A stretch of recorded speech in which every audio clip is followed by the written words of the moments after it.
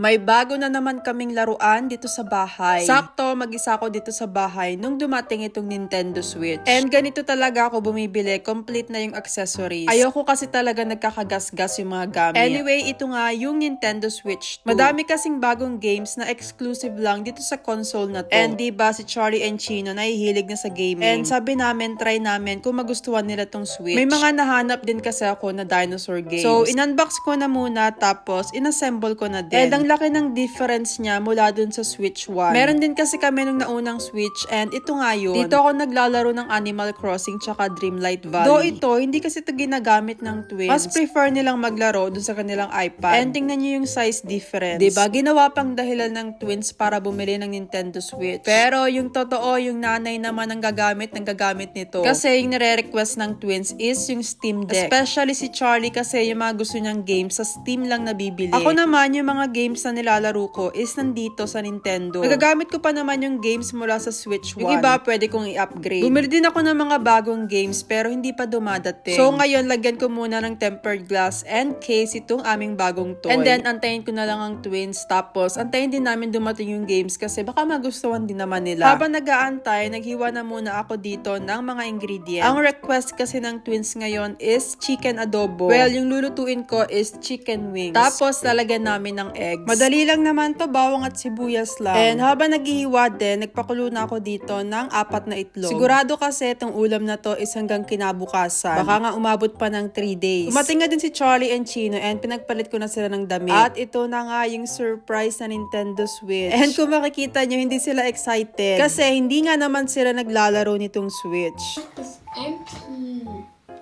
At wala na ngang laman kasi na-unbox ko na. Kanina pa nga ako dito naglalaro. Tingnan ko na lang kung magkaroon ako ng kaagaw kapag dumating na yung mga dinosaur games. Mas gusto ko kasi yung mga physical na copies. And parang laruin din namin yung pagkopya. Fast forward, ito na nga at nagpiprito na ako ng chicken. I-fry ko muna to hanggang medyo mag-brown. Diba? Para mas malasa. And then after naman maprito, nag-add na ako ng bawang tapos yung sibuyas. Mas madaming bawang at sibuyas, mas masarap. And gisa-gisa lang naman hanggang kumapit yung lasa. Kapag nagluluto ng adobo, ang ginagamit ko pa rin talaga dito is yung dato puti. Actually, hindi pa ako nakakapag-try ng ibang soy sauce na galing dito sa UK. Parang kahit suka nga, hindi ko pa din natatry. Baka kasi mag-iba yung lasa ng Filipino food. Naglagay nga lang ako ng toyo, suka, and water. Add ng bay leaves and then, syempre, yung mga pampalasa. Nag-add din ako ng konting asukal. Habang nag-aantay, nagbalata din ako dito ng eggs. And syempre, ang adobo naman, isi-simmer lang siya ng mga ilang minuto. Actually, parang mas matagal nga much better, diba? Kasi nanunuot yung toyo dun sa loob. Kaya pinakuluan ko na muna hanggang medyo lumapot yung sabaw. And syempre, after nyan, kainan na. Ito na nga yung merienda namin ng twins. Parang 4 PM pa lang nito. And for sure, kakain pa rin sila ng dinner. Ang dalawang batang yan, mas malakas pang kumain sa akin. Actually, ang tagal naming hindi nakapag-ulam ng adobo. Ito kasi yung ulam na minsan lang talaga naming kinikrave. Pero once niluto, nakakailang kanin. Mas gusto ko actually kapag yung baboy. Or kaya naman is merong atay. Kayo ba, anong karne yung paborito nyo sa adobo? Minsan nagtatry pa nga ako ng adobo tapos merong ketchup. Minsan naman nag-a-add din ako ng mga gulay. Diba? Ang sarap na naman ng kain naming tatlo. And then syempre after, mas masarap kapag kakain kayo ng fresh na mangga.